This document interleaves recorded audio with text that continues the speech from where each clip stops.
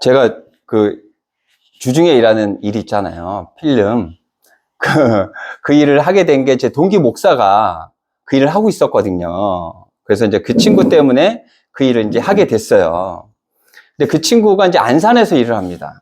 집에서 멀어요. 그래서 그 친구한테 이제 일을 배우기 위해서 일을 하러 가면 집에서 첫 기차를 타고 갑니다. 그래서 아침 5시에 일어나서 그렇게 갔다가 왔던 그런 기억이 있어요.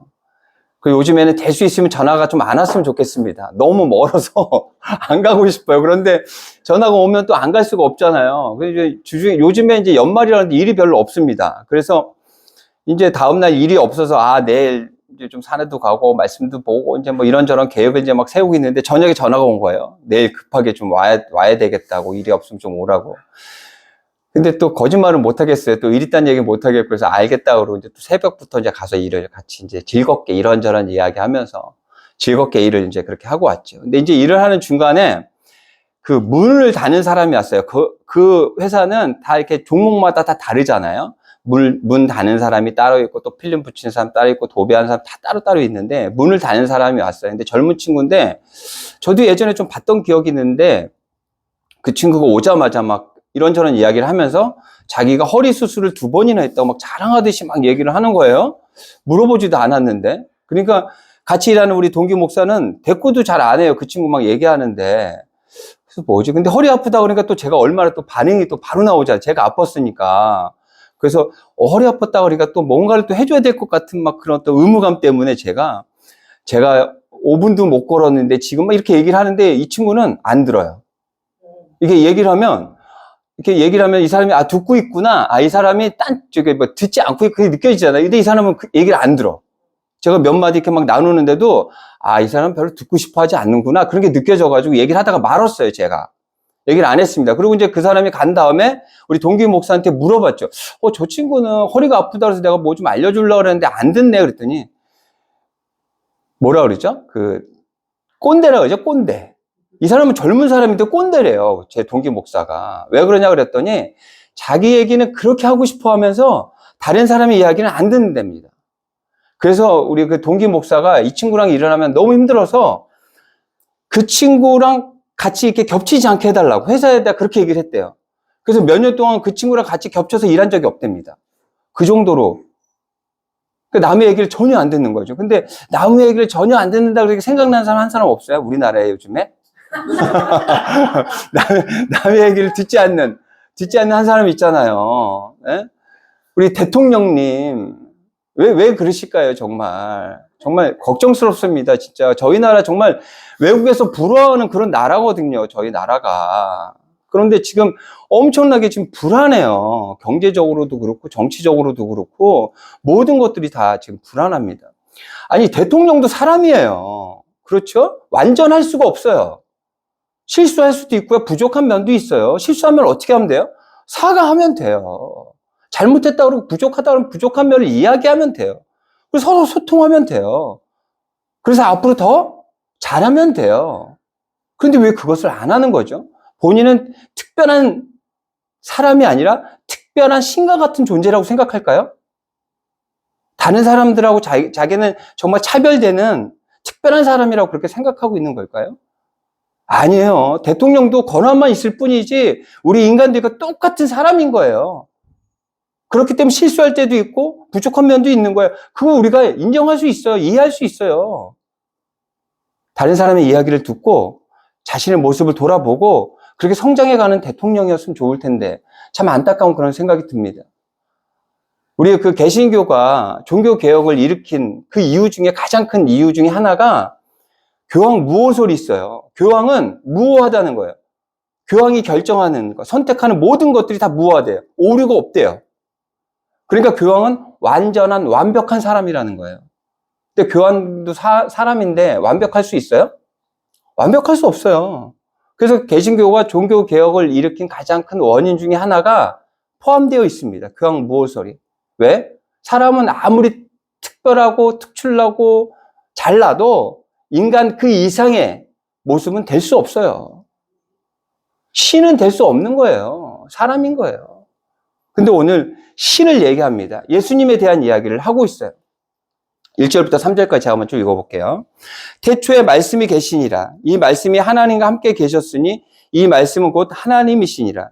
그가 태초에 하나님과 함께 계셨고 만물이 그로 말미암아 지은 바 되었으니 지은 것이 하나도 그가 없이는 된 것이 없느니라. 영원 전부터 태초에 이 세상을 창조하신 분이 누구라 그래요? 예수님이에요. 하나님께서 이 세상을 창조하셨는데 그때 함께 일하신 분이 성자 하나님이라는 것을 지금 이야기하고 있어요. 근데 이 예수님이 어떻게 이 땅에 왔냐면 14절 초반입니다. 14절. 말씀이 육신이 되어 인간의 몸으로 왔어요. 하나님이신데 인간의 몸으로 왔어요.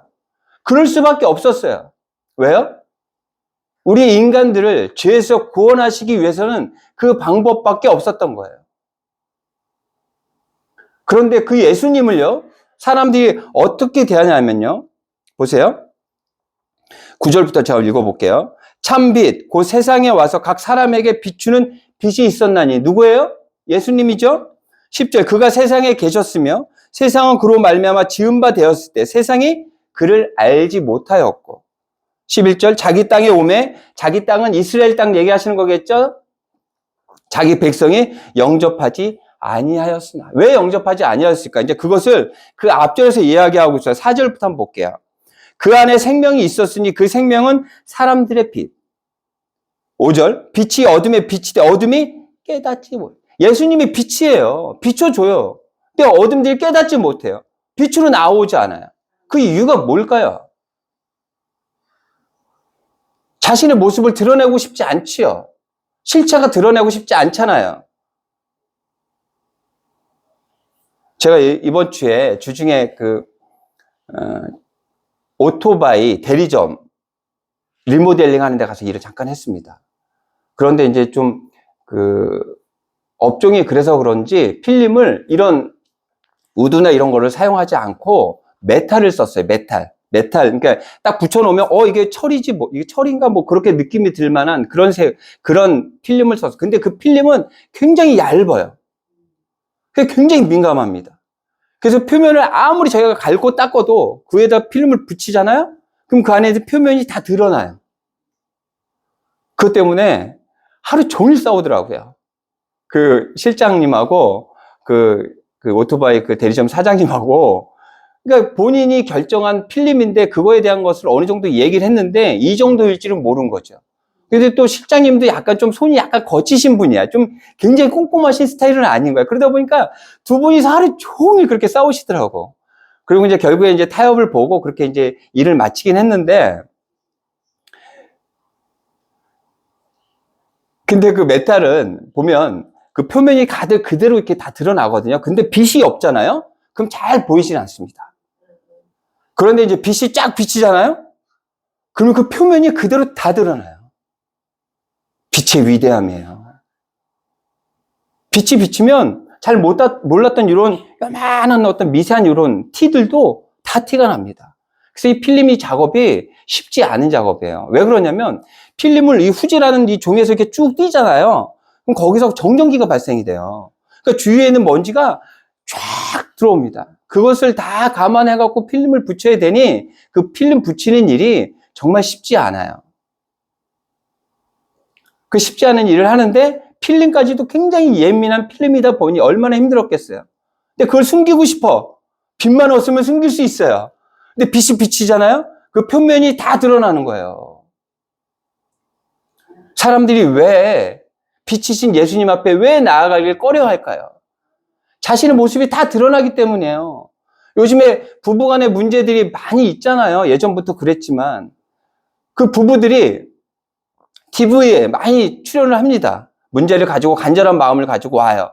그런데 자신들의 그 삶의 모습들, 그 싸우는 과정들, 그 가정의 모습을 완전히 다 한국에 있는 사람들이 다 보게 돼요. 요즘에는 저희 TV 프로를 외국에서도 보잖아요. 그러니까 세계적으로 보는 거예요. 자신의 어떤 그 잘못된, 보이고 싶지 않는 그런 모습들을 보여줄 수밖에 없는 그런 상황인데도 그 프로그램에 나옵니다. 그리고 사람들은 그 모습을 지켜보죠. 그리고 그 화면을 통해서 자신들의 문제를 자신들도 보게 돼요. 그러면서 문제들이 조금씩 전문가의 도움을 받아서 해결해 가죠. 드러내야 돼요. 드러내야지 해결이 되는 거예요. 숨기려고 해서 해결될 수 있는 게 없어요. 드러내야 돼요. 그래서 그런 문제들이 있었던 그런 가정들이, 그런 부부 관계들이 자신들의 모습을 다 드러내고 조금씩 치유해 가고 조금씩 나아지는 모습을 볼 수 있죠. 우리가 왜 예수님 앞에 나아가야 되느냐? 빛이신 예수님 앞에서 우리의 그 실체를 다 봐야 돼요. 실체를 보고 우리는 아무것도 할 수 없는 그런 존재라는 걸 깨달아 알아야 돼요. 빛이신 예수님이 아니면 우리는 아무것도 할 수 없습니다라는 그런 고백들을 할 수 있어야 돼요. 그렇기 때문에 우리는 빛으로 나아가야 하는 거예요. 빛으로 나아가는 우리가 돼야 됩니다. 그래서 우리의 보여주고 싶지 않은 그런 숨기고 싶은 모습까지도 다 드러내서 예수 그리스도의 능력으로 치유해 가는, 믿음으로 더욱더 성장해 가는 우리가 되어야 합니다. 오늘 말씀에 예수님 말고 또 한 사람이 또 나옵니다. 하나님께로부터 보내심을 받은 사람인데 6절부터 제가 한번 쭉 읽어볼게요. 하나님께로부터 보내심을 받은 사람이 있으니 그의 이름은 요한이라. 그가 증언하여 왔으니 곧 빛에 대하여 증언하고 모든 사람이 자기로 말미암아 믿게 하려 함이라. 그는 이 빛이 아니요 이 빛에 대하여 증언하러 온 자라. 요한의 사명이 정확해요. 요한의 사명은 뭐냐면 예수님이 공생에 시작하시기 전에 예수 그리스도를 전하고 복음을 전하고 그들에게 회개하기를 목놓아 이야기했던 사람이 요한이에요. 이 사람은 정확한 사명을 가지고 왔습니다. 근데 일찍 죽어요. 젊은 나이에 억울하게 죽습니다. 그래서 세상 사람들은 뭐라 그래요? 불행한 인생이라 그래. 왜? 장수하지 못했으니까. 하지만 이 사람은 사명을 다 지켰어요. 하나님이 준 명령을 다 지켜냈어요. 이 사람은 불행한 사람 아니에요. 히스기야라는 왕이 있었어요. 히스기야는 있잖아요. 병에 걸렸어요. 그래서 간절하게 기도합니다. 하나님한테. 저 조금만 더 살게 해주세요. 근데 하나님이 15년을 줬어요. 그래서 15년을 더 연명해 합니다. 15년을 더 살게 됐어요. 근데 어떻게 살았어요? 15년을 주셨으면 이렇게 살았어야 돼요. 하나님 15년을 왜 주셨죠? 저에게 왜 15년이 왜 더 필요했던 거죠? 제가 뭘 하면 되죠? 하나님께 물어보고 그 사명을 깨닫고 하나님의 뜻을 이루어가는 삶을 살았어야 되는데 아니요. 15년을 자기 중심대로 자기 살고 싶은 대로 살아버렸어요. 그래서 어떻게 된 줄 아세요? 그의 자녀가 악한 왕이 돼요. 하나님을 외면하고 자식 중심대로 나라를 그렇게 다스리는 그런 나쁜 왕이 되어버렸어요. 히스기야는 오래 살았지만 자기가 살 수명보다도 더 오래 살았지만 그 사람은 행복한 사람이 아니었던 거예요. 사명을 끝까지 지켜내고 젊은 나이에 죽었지만 하나님의 명령을 지켰던 요한이 바로 행복한 사람이라 말할 수 있어요. 우리 믿는 사람들끼리는요. 그렇다면 사명이 무엇인지에 대해서 생각해 봐야 되잖아요. 제가 주중에 우리 권사님이 좋아하시는 이문미 선교사님의 영상을 하나 봤습니다. 근데 그 이문미 선교사님 보면서 우리 권사님하고 참 많이 비슷하다 이런 느낌을 좀 받았어요. 그래서 우리 권사님이 좋아하시나 싶기도 하고. 근데 이제 이야기를 듣는데 이제 선교사의 사명을 받는 그 계기가 됐던 내용에 대한 이야기를 하시는 거예요. 이제 언니 따라서 이제 교회를 이제 다녔다고 합니다. 근데 이제 교회를 가면 말씀을 전하면 항상 잣대요. 어떤 말씀이든지 무조건 잣대입니다. 왜 그런지 잘 모르겠는데 저도 예전에 그 아내 때문에 그 어머니 때문에 억지로 교회를 갈 때가 있었거든요. 그때 가면 진짜 그 설교하는 그 시간이 왜 이렇게 긴지 몰라요. 그때는 설교를 좀 오래 했잖아요. 4, 50분 했잖아요. 진짜 정말 24시간 하는 것 같아요. 그 시간이 정말 줄어들지 않아요. 그래서 아이들 데리고 나갔던 그 기억이 있어요. 근데 그 선교사님도 그때는 그렇게 조셨나 봐요. 그러다가 이제 졸다가 갑자기 이제 언니가 일어나니까 이제 다 끝났나 싶어갖고 이제 언니 따라서 같이 이제 나갔대요. 근데 나가서 이렇게 보니까 밖으로 나간 게 아니라 강제상 앞으로 나가더랍니다. 근데 그때가 뭐 하는 때였냐면 선교사 서원하는 자리였다는 거예요. 선교사 서원. 자기는 선교사가 될 것도 아니고 생각도 해본 적도 없고 그래서 나갔더니 선교사 서원한다는 사람들이 다 앉아있는데 이제 들어와야 될 거 아니에요, 자기는. 그래서 들어오려고 이렇게 싹 뒤를 살펴봤더니 주위에 있는 사람들이 자신을 보면서 너무 감동을 받아가지고 저 어린 영혼이 어떻게 선교사를 하려고 하면서 너무 대단하게 쳐다보더라는 거예요. 그래서 들어오지 못했다는 거예요. 하나님은 사명을 이렇게도 주셔요. 그리고 저희 케냐에서 지금 선교사 사역을 하고 계시는데 케냐도 가고 싶어서 간 게 아니었더라고요. 보니까 완전 떠밀려서 간 거예요. 떠밀려서. 그런데 지금 얼마나 대단하게 사역을 하시는지 몰라요. 그곳에서 정말 엄청난 일들을 하고 계시고, 또 우리나라에서도 또 그 담장 너머 그 교도소 안에 그런 편지들을 보내는 그런 중요한 사역들을 지금 하고 계세요. 그러니까 하나님께서는 그 사역을 주시는, 사명을 주실 때 여러 가지 방법으로 이렇게 주시는 것 같아요. 저 같은 경우에는 제가 갑자기 찬양 인도를 하게 됐잖아요. 그래서 찬양 인도자를 찾아갔잖아요. 찾아갔는데 이제 하루는 제가 얘기한 적도 있을 거예요, 아마. 민호기 목사님이라고 찬양하는 분이 있어요. 저기 그 대구에 찬미오십이라는 거기에 아마 이끄시는 그런 분인데, 키도 작고 머리 이렇게 길어갖고 굉장히 왜소하고 볼품 없어요. 외모는 진짜. 근데 그 말씀을 이렇게 듣는데 제가 와, 얼마나 감동이 되는지 몰라요.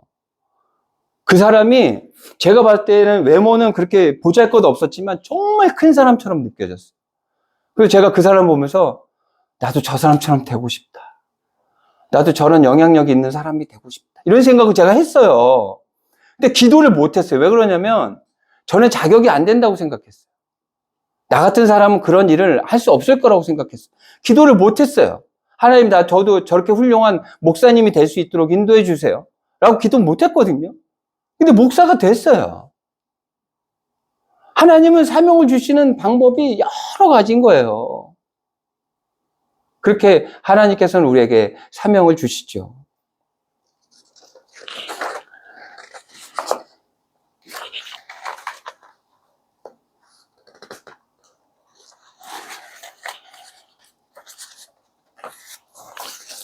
그렇게 사명을 받고 저는 그 목사의 사명을 이어갔죠. 그러면서 이제 주중에는 이제 인테리어 필름에 이제 또 일도 하게 되고, 그러면서 저는 사실 이렇게 교회를 개척할 거라고 생각도 안 해봤고요. 생각도 안 했어요. 왜 그러냐면 교회가 너무 많잖아요. 그 건물마다 어떤 곳에 가면 진짜 교회가 두 개, 세 개씩 있는 건물들도 있어요. 그 건물마다 그 십자가 없는 건물이 또 없고, 그래서 나까지 개척을 해야 돼? 이렇게 교회가 많은데, 그래서 저는 개척을 해야겠다는 생각을 한 번도 해본 적이 없어요. 그러다가 이제 교회를 갑자기 이제 그만두게 됐잖아요. 그래서 이제 그만두게 되면서 나오면서 저는, 남은 여생을 인테리어 필름 기술자로 살아야겠다. 라는 생각을 했어요, 사실. 근데 하나님께서 주신 사명이 있잖아요. 이 자리까지 오게 하신 거예요. 그 사명을 하나님께서 지키시기를 바라시는 거예요. 우리가 하나님께서 우리에게 주신 그 사명이 무엇인지 자꾸만 기도를 통해서, 말씀을 통해서 알아가야 하는 거예요. 우리가 다른 길로 가려고 하더라도 하나님께서는 제 자리로 우리를 돌려놓으시는 분이 바로 우리의 하나님이신 거예요. 그렇다면 우리 다세움교회 사명은 뭘까요?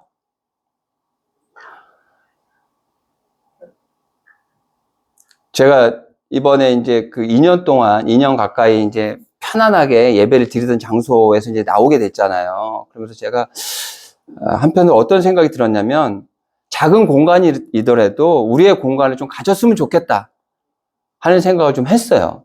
그래서 저희가 지금 선교 헌금을 거의 저희 들어오는 헌금이 많지는 않지만 헌금의 한 절반 가까이를 선교를 지금 하고 있어요. 그래서 저는 그 선교를 좀 줄여서 우리의 공간을 좀 만들면 어떨까 이런 생각이 좀 들었습니다. 그래서 이제 우리 권사님과 이제 교도소 사역 안동 가기 위해서 이제 가는 길에 그 권사님하고 이제 대화를 좀 했죠. 권사님이 이제 운전할 때 잠들까봐 저하고 이제 대화를 많이 해주시거든요. 그래서 이제 그 이야기를 제가 먼저 이제 말씀을 드렸죠. 권사님, 이렇게 됐으니 그래서 작은 공간이 좀 있으면 좋겠습니다. 그래서 좀 선교를 좀 줄이고 우리가 좀 돈을 모아서 공간을 만들면 어떨까요? 그랬더니 우리 권사님이 단칼에 반대하시더라고요. 제 생각엔 그렇지 않습니다. 이렇게 얘기를 하시더라고요. 그 얘기를 듣고, 그러면서 이제 우리 권사님께서 그런 얘기를 하셔요.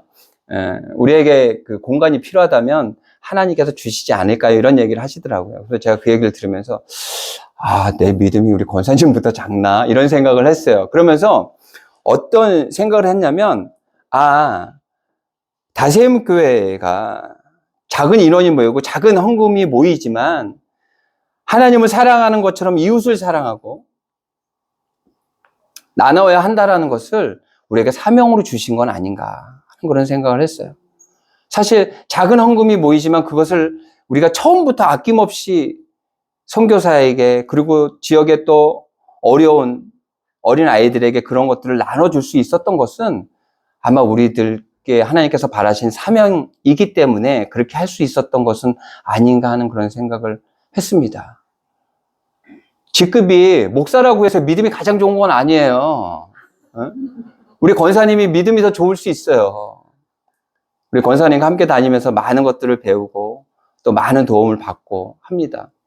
그러면서 이번에 다시 한번 생각했죠. 우리 다세임 교회의 사명은 그래, 하나님을 사랑한다고 입으로만 고백하는 것이 아니라 세상을 향해서 하나님의 사랑을 전하는 우리가 되어야겠다. 그것이 우리의 사명이구나라는 것을 다시 한번 생각해 보게 됐습니다. 이 시간 여러분들에게 하나님께서 주신 사명이 무엇인지, 여러분들이 해야 될 일들이, 여러분들이 할 수 있는 일들이 무엇인지 다시 한번 생각하는 여러분들이 되었으면 좋겠어요. 그렇게 우리는 예수 그리스도를 통해서 하나님의 자녀가 되는 권세를 우리가 받았습니다. 12절입니다. 제가 한번 읽어볼게요. 영접하는 자, 곧 그 이름을 믿는 자들에게는 하나님의 자녀가 되는 우리는 하나님의 자녀예요. 하나님이 우리의 아버지예요.